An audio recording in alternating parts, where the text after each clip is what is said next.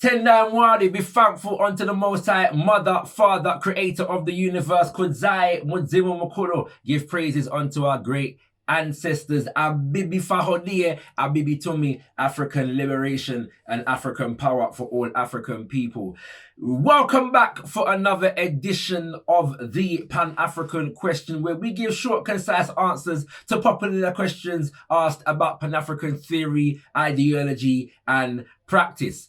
After my first two videos, I realized I had to do a part 3. Why? Because I missed out something, yeah? I gave some very specific definitions in terms of schools of thought of Pan-Africanism, and I need really to give the broader overarching definitions as well, so people understand the thing from its broadest sense, because this ain't just supposed to be about me and what I deal with in terms of Pan-Africanism. We're hoping to be able to broaden people's understanding of the thing in general, all right? And also I know that brothers and sisters who are questioning, yeah, you know what I'm saying, whether we should continue to be using this terminology, and I accept and I admit, yeah, I confess I've been one of those people, and sometimes I still am, yeah. Whilst I sympathize with the argument, it's today we understand that communicatively, yeah, for communication purposes, the term is popular, it's accessible, and it's a window in to having these conversations, all right? So whatever your perspective on that issue, you know what I'm saying, follow the journey and please feed in, yeah, you know what I'm saying, and them kind of things there. So let's get into it. The first definition I am going to drop, yeah, is provided by a brother by the name of Kofi Mawuli Clue, yeah, from an organization called the Pan-African Reparations Coalition of Europe, based in the UK, all right? And he gives an overarching definition which reads, Pan-Africanism is an anti-imperialist, decolonizational movement rallying together a broad array of all African-loving forces that are interested in link networking globally, that's globally and locally, in pursuit of various configurations of an independent, worldwide, political, ideological, cultural, and organization frameworks of struggle for the total liberation, unification, and self-determined progression of Africans and our kith and kin, all right? So there's a lot of big words in that definition, like decolonizational, yeah, and anti-imperialist, all right? But we'll go into what those words mean in another video more in depth, but for now, just to say that they're responding to the global hegemony, yeah, of Western domination, Western imperialism, yeah? And this system of Western hegemony and domination has manifested in a number of different forms, most notably enslavement, colonization, and neo-colonization. And that's what that is referring to. We also want to emphasize the words, yeah? Political, ideological,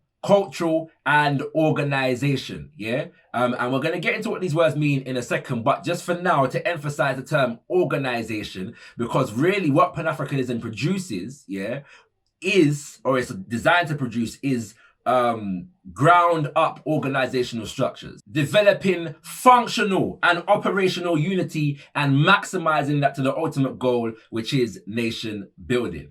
The next definition I'm going to give is by an elder sister by the name of Omotayo Oluruntoba Oju, yeah, she is a lecturer at a university in Nigeria, and in a particular paper that she's written dealing with Pan-Africanism on the continent and in the Caribbean, she has given some explanation about Pan-Africanism, and it is relatively useful, so we're going to go into this right about now. Pan-Africanism is frequently defined as, quote, an intellectual movement conceived by people of African descent, mainly in Africa, in the Caribbean, and the USA. And you can see the reference for what she's quoting on your screen. And one that consciously and deliberately attempts to create bonds of solidarity based upon a commonality of fate imposed by the transatlantic slave trade and its aftermath. And again, you can see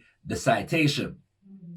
So, yeah, we get first and foremost that Pan-Africanism is about Africans all around the world, all right? We want to disavow you of this myth that is specific to any part of the black world, that some people say that Pan-Africanism is just about Africans on the continent. And some people actually say that it ain't got nothing to do with Africans on the continent. This is some dreamy African diaspora thing you Caribbeans and you black Americans come up with on your own whatever steam, yeah? Forget, and they don't take account of the collaboration and the mutual development of these sensibilities among Africans on the continent and in the diaspora. So we want to emphasize that point right about now, that all of these forces have contributed to the development of Pan-Africanism in theory and practice. And this development is conscious and deliberate, right? So this is based upon a conscious realization and understanding of who we are and what we want to become, and putting in place ideas and strategies to make that happen, yeah? So this is not accident or happenstance, but it's a conscious idea with a conscious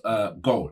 It is also important to understand that there is no dichotomy between Africans organizing on the continent and Africans organizing in the diaspora, yeah? The worldwide ability and capacity of Pan-Africanism is that whilst we have a homeland, wherever we are, we operate as a nation. So if you are an African fighting on behalf of Africans anywhere in the world, you can still be a Pan-Africanist, yeah? The focus is Mama Africa as the base, the home base, the headquarters, but that home base is intended to empower Africans all around the world. I do want to challenge, however, this reliance upon the so-called slave trade, or what we prefer to refer to as the traffic in enslaved Africans, because we disavow this idea that our ancestors, yeah, were property of Europeans, and you only trade in property, not people, yeah? It is true that Pan-Africanism developed, yeah, organizational structure in response, yeah, to the transatlantic trafficking of enslaved Africans and its aftermath, namely colonialism. However, many would argue, and she does go on to explain this somewhat, but I'm just explaining it here for now. Many would argue that it has ancient origins. If we deal with the work of people like Baba John Henrik Clarke, yeah, the great historian, he would date the origin of Pan-Africanism to the uniting of Upper and Lower Kemet, which is like 3,500 or 5,600 BC if we go by the long Egyptian chronology or Kemetu chronology as provided by brother Robin Walker in the book When We Ruled. Yeah, so check that out. And then you go to the work of Baba Sheikh Anta Diop, yeah, in two works in particular. One is entitled The Cultural Unity of Black Africa, and another entitled Black Africa, the Cultural and Economic Basis for a Federated State. He's arguing that there is, as the title says, cultural unity already exists organically among Black Africans, and this provides us, yeah, with the unifying basis to develop states in terms of politics and economics. And in the book Black Africa, he says the following: a consideration of the structure of pre-colonial African family, that of the state, the accompanying philosophical and moral concepts and the like, reveals a consistent cultural unity resulting from similar adaptations to the same material and physical conditions of life. So we see some basic themes there, yeah, in terms of pre-colonial Black Africa, yeah? And so the foundation of Pan-Africanism as an ideology pre-existed, yeah, the transatlantic trafficking in enslaved Africans is the point that we're making here. Let's go on. It is also seen as, quote, a quest for unity amongst continental and diaspora Africans, a revival of undeniable so-called African traits and traditions, and finally, political and economic independence. So you can see she's kind of just explaining what I've just tried to explain with a bit more detail. She continues, the movement has Africa as its central motif, and the validation and emancipation of Africa as a constant preoccupation.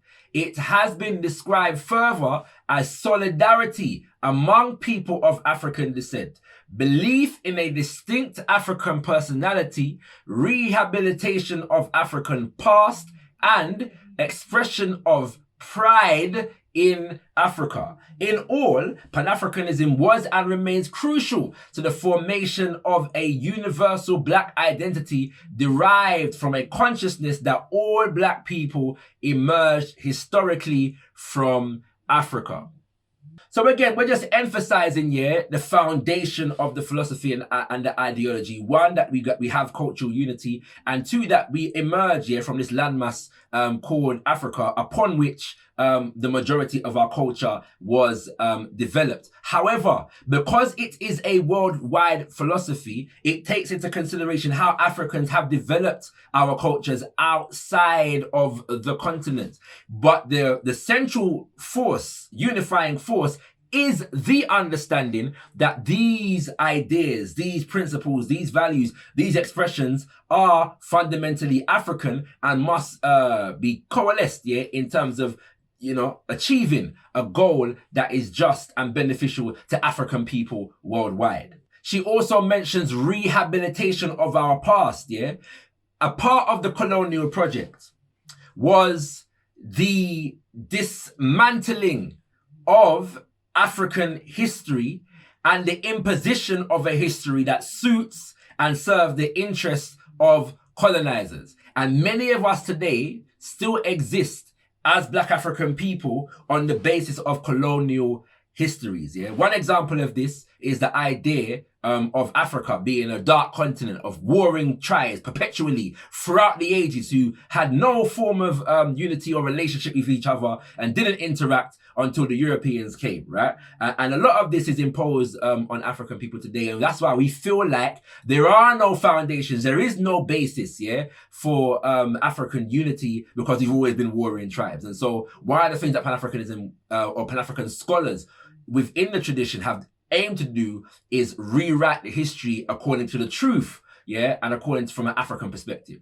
Sister Omotayo continues, the ideals of Pan-Africanism may therefore be phrased in summative terms as the emancipation of Black people in all locations and possibly the political unification of African countries and the creation of a home in Africa for all African people. This point is important, and she says possibly political unification, because it would be true to say that there are some, you know, differences and nuances in terms of that idea. But it's important because the Africa as currently constituted, yeah, is the result of the Berlin Conference, which took place in 1884 and 1885, an event at which European nations sat around a table, yeah, namely Britain, France, Belgium, Portugal, Germany, and Spain, yeah, and and a couple others had observer status, yeah, at this particular conference, right?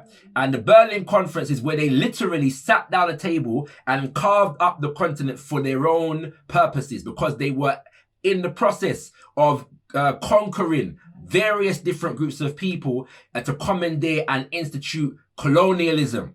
Yeah. And so all of the borders that we see on the continent today are developed by colonizers. Yeah. And so these little states are considered to be economically unviable because they were created for the purpose of facilitating colonialism. And so in order to, you know, shed the shackles of neocolonialism, we have to do something about how our nations are configured right about now. And we can best protect ourselves unified as a nation of people in terms of how we relate to the rest of the world, just as the West operates as a bloc, yeah, and various other configurations operate as a bloc. It's necessary for us to do that today as well, all right? Sister Omotayo continues, cultural movements within Pan-Africanism, notably negritude and Afrocentricity, seek both the political and cultural validation of Africa by encouraging and documenting the development of Black or African cultural values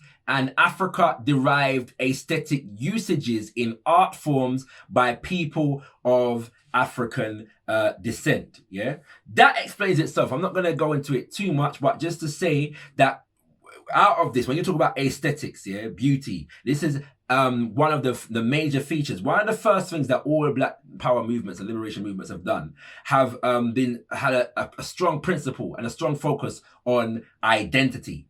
That is why, yeah, you have, you know, dance forms and speech forms and language and fashion, yeah, and hairstyles and language associated with Pan-Africanism, you know, Afro, locks, yeah, traditional African attire. It's the reason why Africans who were part of the enslavement process, and even Africans who were on the continent and part of the colonial process, who had European names imposed upon us, yeah, reject those European names and refer to them as colonial names or slave names and reclaim our African names as an act, yeah, of self-determination. It's the reason why African garms is a staple, yeah, within Pan-African communities, right?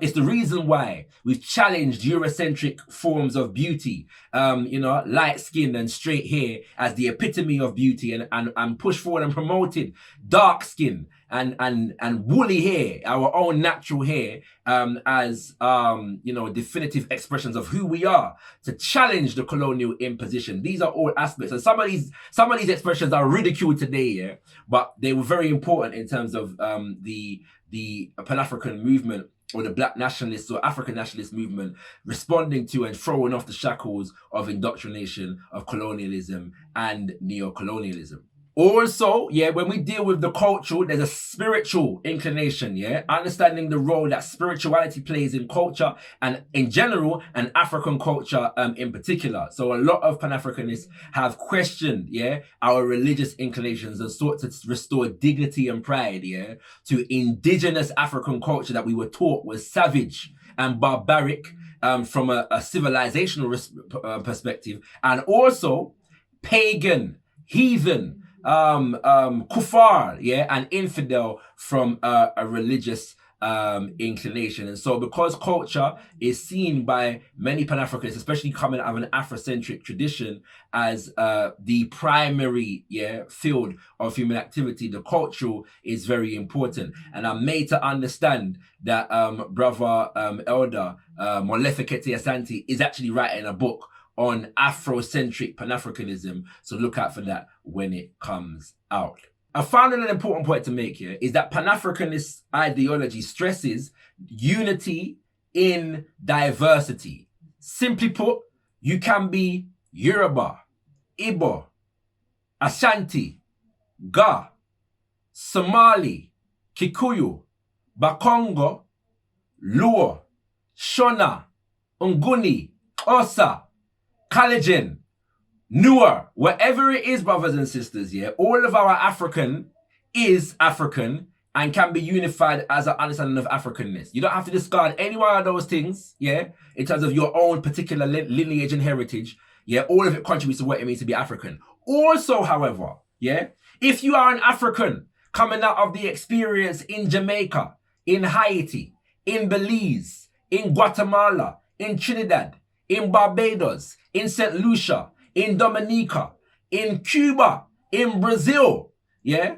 All of this also contributes to what it means to be African. Your African is no less African than the African on the continent, yeah? And there is power in reclaiming the retentions that we've kept and understanding them as African, even our languages, our patois, our Creole, our Ebonics, yeah? Understanding it within its African context and unifying on those bases. That's it for this edition of the Pan-African Question. I hope you appreciate why I had to do, a third part to this specific question. Are you a Pan-Africanist? If you have a question, yeah, pertaining to Pan-African thought, theory, practice, and strategy that you feel needs to be highlighted and answered, drop it in the comment section below. If you want to add to the information, yeah, and even challenge some of the information that I've shared today, drop all of that in the comment section below, and we'll do our best to keep up and respond to it all. Family, stay tuned. Yeah, stay tuned for more of the Pan-African Question next week. Tendai Mwari. Be thankful unto the Most High, Mother, Father, Creator of the universe. Kudzai, Mwazima Makolo, give praises unto our great ancestors. Abibi Fahodie, Abibi Tumi, African liberation and African power for all African people. Ashe, Ashe, Ashe.